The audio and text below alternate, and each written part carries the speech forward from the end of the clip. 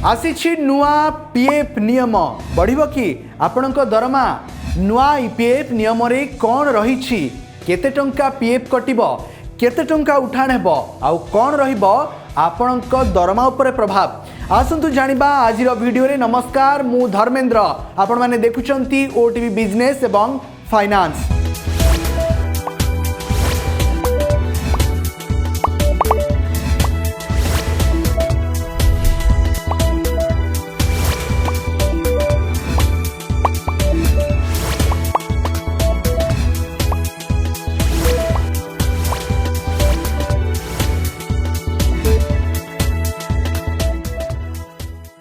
EPF रो नुआ नियम 2026 PF रे बड़ परिवर्तन होईछि। एबे 1800 टंका कटिबाकू बाध्यतामूलक करा जाईछि। EPF सदस्यंक पई केंद्र सरकार एम्प्लॉई प्रोविडेंट फंड स्कीम 2026 अधीन रे बड़ परिवर्तन आनिछंती। नुआ नियम अनुसार कर्मचारी प्रोविडेंट फंड पीएफ अवदान को नैथिबा अनेक द्वंद्व दूर करा जाईछि। सबुठारु बड़ परिवर्तन हेउछि बाध्यतामूलक पीएफ अवदान केवल आईनगत वेतन सीमा 15,000 पर्यंत लागू हेब अर्थात 12% हिसाब रे कर्मचारी बाध्यतामूलक पीएफ अवदान सर्वाधिक 1800 हेब। एहाठारु अधिक अवदान संपूर्ण स्वेच्छा रहिब। एबे जानिबा 1 लाख बेसिक सैलरी हेले मध्य पीएफ केवल 1800 रहिब कि नुआ नियम अनुसार हाँ कौनसी कर्मचारी बेसिक सैलरी 1 लाख हेले मध्य बाध्यतामूलक पीएफ अवदान केवल 15,000 वेतन सीमा उपरे हिसाब हेब। फल कर्मचारी पीएफ अवदान 1800 ही रहिब। एहाठारु अधिक टंका पीएफ रे जमा करने को चाहिए तांकू स्व इच्छा रे आवेदन भाव में गणाजिब। जदि आपण अधिक पीएफ देबाकू चाहिए तो नुआ योजना अनुसार कर्मचारी माने 1500 रु अधिक वेतन उपरे मध्य पीएफ अवदान जारी रखिपारे। से माने आईनगत 12% हार रे किंबा एहाठारु अधिक हार रे मध्य स्व इच्छुक भाव में अवदान दे पारिबे। नियुक्तिदाता बा एम्प्लॉयर चाहिए अतिरिक्त अवदान सह मैच करि पारिबे किंतु एहा सेमानक पई बाध्यतामूलक नुहे। एथि सहित कर्मचारी और नियुक्तिदाता जेकोसी समय रे एही अतिरिक्त अवदान कमाई किंबा बंद करि पारिबे। एबे प्रश्न इनहैंड सैलरी बढ़िबो कि?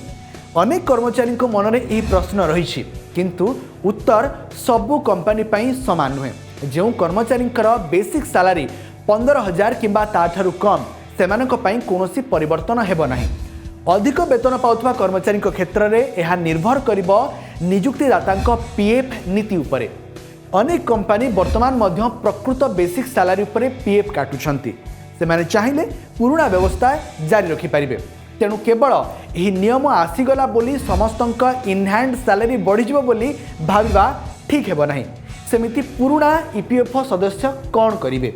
सरकार स्पष्ट करिसेंती जे पूर्वरु ईपीएफओ रे समस्त सामिल थिबा समस्त सदस्य नुआ व्यवस्था रे मध्य सदस्य रहिबे। सेमानकर सदस्यता किंबा सुविधा उपरे कोनोसी प्रभाव पड़िबो नाही। एबे जानिबा पीएफ विथड्रॉल रूल्स बाबद रे। ईपीएफओ टंका उठाइबा प्रक्रिया को मध्य सहज करा जायछि। पूर्वरु 13टी भिन्न भिन्न कारण रे पीएफ रु आगुआ टंका उठाइबार सुविधा थिला। वर्तमान एहाकु कमाई मात्र 3टी श्रेणी रे सीमित करा जायछि। प्रथम हैला जरूरी आवश्यकता जेमिति असुस्थता उच्च शिक्षा और विवाह रे टंका उठाई पारिबे। घर संबंधी आवश्यकता जेमिति घर किनिबा निर्माण किंबा घर संबंधी अन्यान्य खर्च पाई टंका उठाई पारिबे। एवं विशेष परिस्थिति रे मध्य योजना रे उल्लेख थिबा अन्य जरूरी परिस्थिति अनुसार टंका उठाई पारिबे।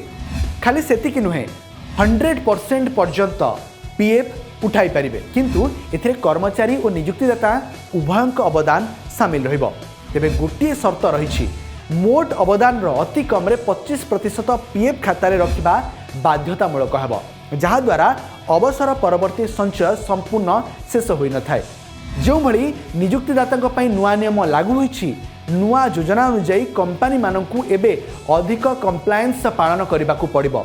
योजना लागू हेबार 15 दिन मध्य फॉर्म भी माध्यम रे समस्त कर्मचारी विवरणी देबाकू पड़िबो। एथिरे आधार पान यूएएन नंबर ग्रॉस वेजेस एवं ईपीएफ वेजेस संपर्कित सूचना देबा बाध्यतामूलक।